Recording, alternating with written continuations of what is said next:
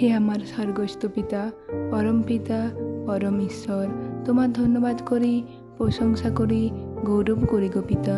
পিতা, প্রতিদিনের ন্যায় আজও এই সুন্দর দিনের শুরুতে তোমার কাছে এসেছি প্রার্থনা নিয়ে। পিতা, তোমার ধন্যবাদ করি প্রতিটা মুহূর্তে আমাদেরকে স্বর্গীয় দূতগণের দ্বারা আগলে রাখার জন্য, সব রকম বিপদ থেকে সুরক্ষিত রাখার জন্য।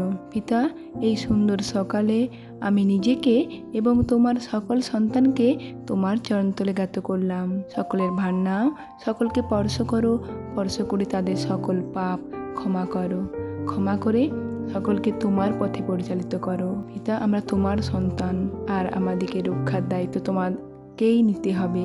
পিতা গো, তোমার ধন্যবাদ করি তোমার একজাত মিষ্টি পুত্র প্রভু যিশুকে আমাদের মধ্যে দান করার জন্য, যার জন্য তোমার সন্তান হতে পেরেছি, তারও ধন্যবাদ করি। আর পিতা গো, তোমার পুত্র যিশুর নামে আমাদের সকল প্রার্থনা শ্রবণ করে প্রার্থনার উত্তর দান করার জন্য তোমার ধন্যবাদ করি। পিতা, এই সুন্দর দিনের শুরুতে আমি নিজেকে আর তোমার সকল সন্তানকে তোমার চরণতলে সমর্পণ করলাম। সকলের সকল সমস্যা দেখো তুমি, কারণ একমাত্র তুমি অন্তর্যামী, সকলের সকল সমস্যা দেখতে পাও। আর এই প্রার্থনা যারাই শ্রবণ করবে তারাই যেন তাদের জীবনের সকল সমস্যা থেকে উদ্ধার লাভ করে। পিতা, সেই ভার তোমার উপর তুলে দিলাম। আমি বিশ্বাস করি তুমি প্রার্থনা শ্রবণ করলে, উত্তর দিলে। এই প্রার্থনা আমার প্রভু যিশুর নাম হইতে চাইলাম, আমেন। এবার আসা যাক বাক্যে। গীত 20 অধ্যায় 27 পদ। কেউ রথে এবং কেউ ঘোড়ায় আস্থা রাখে, কিন্তু আমরা আমাদের ঈশ্বর সদা প্রভুর নামে আস্থা রাখি, আমেন। পিতা, তোমার সন্তানদের জন্য বিশেষ প্রার্থনা রয়েছে। তোমার এক সন্তান সুশীলা ঘোষ, পিতা গো, সে মারণ রোগে আক্রান্ত। ডাক্তার বলেছে আর কিছু করার নেই। পিতা, তুমি একমাত্র অসম্ভবকে সম্ভব করতে পারো আর মৃতকে জীবিত করতে পারো। পিতা, তুমি এই সুশীলা ঘোষকে স্পর্শ করো, স্পর্শ করে তাকে নতুন জীবন দান করো। পিতা, তার শরীর থেকে ক্যান্সার নামক শয়তানকে দূর করে দাও। পিতা, একমাত্র তুমিই পারো, তাই তোমার কাছে প্রার্থনা করছি। তোমার সন্তানের ভার তোমার উপর তুলে দিলাম, তাকে স্পর্শ করে তাকে নতুন জীবন দান করো, সম্পূর্ণ সুস্থ করো। পিতা, সেই ভার তোমার উপর তুলে দিলাম।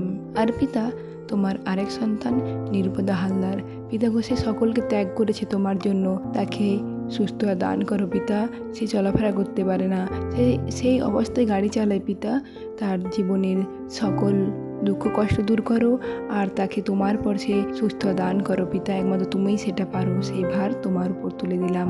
আর পিতা, তোমার আরেক সন্তান মমতা গোড়াই, পিতা, তার অনেক শারীরিক সমস্যা রয়েছে, আবার তার নার্ভের সমস্যাও দেখা দিচ্ছে। পিতা, তোমার সন্তানকে সুস্থ করার ভার তোমার উপর তুলে দিলাম, তাকে স্পর্শ করো আর সম্পূর্ণ সুস্থ দান করো। আর পিতা, তোমার আরেক সন্তান সমীর দাস, পিতা গো, তার লাংস ডিজিজ রয়েছে। পিতা, আর টিবির সমস্যাও দেখা দিয়েছে, তাকে প্রচুর ওষুধ খেতে হয়, 2 দিন ছাড়া আইসিইউতে ভর্তি হতে হয়। পিতা, সে তোমার কাছে প্রার্থনা করে আর আমাদের কাছে প্রার্থনার জন্য বলেছে। পিতা, তাকে স্পর্শ করে তাকে সম্পূর্ণ সুস্থ দান করো, তাকে একটা নতুন জীবন দান করো। পিতা, সে যেমন তোমার মহিমা করতে পারে, তোমার সন্তানের ভার তোমার উপর তুলে দিলাম। আর পিতা, তোমার আরেক সন্তান চক্রধর ঘোষ, পিতা গো, তাকে যেমন কোনো শয়তান বিপদ স্পর্শ না করতে পারে, তাকে প্রতিটা মুহূর্তে আগলে রেখো সব রকম বিপদ থেকে, তোমার সন্তানের ভার তোমার উপর তুলে দিলাম। আর পিতা, তোমার আরেক সন্তান সঞ্জু ঘোষ, পিতা গো, তার হাতে 20 আঙুলে টিউমার হয়েছে। পিতা, ওটা তুমি তোমার পর্শে দূর করে দাও আর আঙুলকে স্বাভাবিক করে দাও। পিতা, তুমি একমাত্র অসম্ভবকে সম্ভব করতে পারো, সেই ভার তোমার উপর তুলে দিলাম। আর পিতা, তোমার আরেক সন্তান সুমিত্রা ছিটের ছোট ছেলে, পিতা, তাকে তো প্রতিনিয়ত তোমার চরণতলে সমর্পণ করে দিই তোমার পর্শে সুস্থ দান করার জন্য, কারণ একমাত্র তুমিই পারো সুস্থ দান করতে, আমার বিশ্বাস।